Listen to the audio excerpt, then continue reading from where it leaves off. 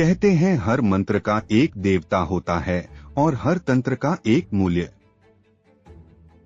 लेकिन कुछ किताबें ऐसी होती हैं जिन्हें खोलते ही वो आपको पढ़ना शुरू कर देती हैं।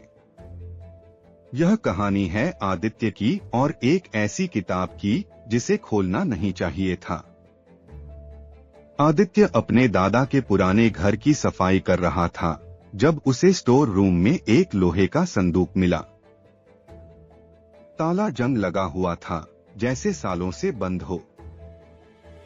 बहुत मेहनत के बाद जब ताला टूटा तो अंदर सिर्फ एक चीज थी, काले कपड़े में लिपटी एक मोटी किताब।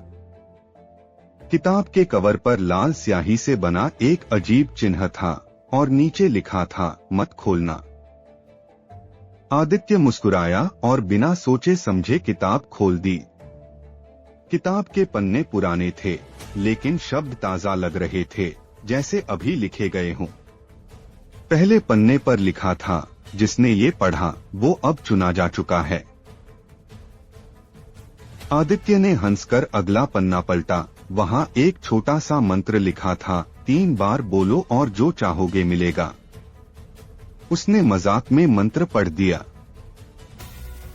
कमरे की हवा भारी हो गई, लाइट टिमटिमाई और अचानक उसका बंद पड़ा लैपटॉप अपने आप ऑन हो गया। स्क्रीन पर सिर्फ एक शब्द था, स्वीकार है। अगले दिन आदित्य को महसूस हुआ कि कोई उसे देख रहा है।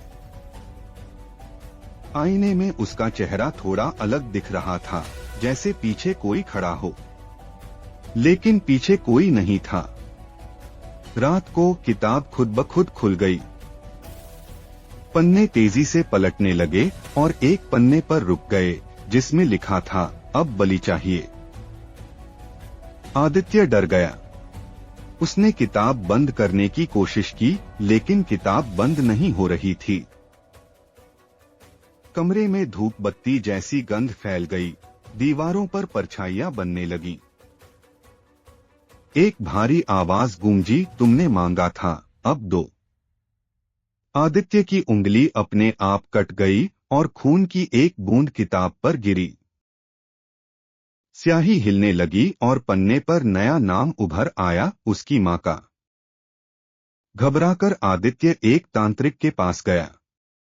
तांत्रिक ने किताब देखते ही हाथ पीछे खींच लिया। ये साधारण ग्रंथ नहीं है, ये आवाहन पुस्तक है। तांत्रिक ने चेतावनी दी, जो भी इसे खोलता है उसकी आत्मा से समझौता हो जाता है। हर इच्छा की कीमत खून से चुकानी पड़ती है। आज आधी रात से पहले इसे जला दो, वरना ये खुद तुम्हें जला देगी।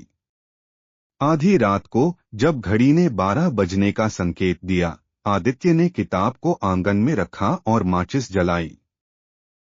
जैसे ही आग पन्नों को छूती है, आसमान काला हो जाता है।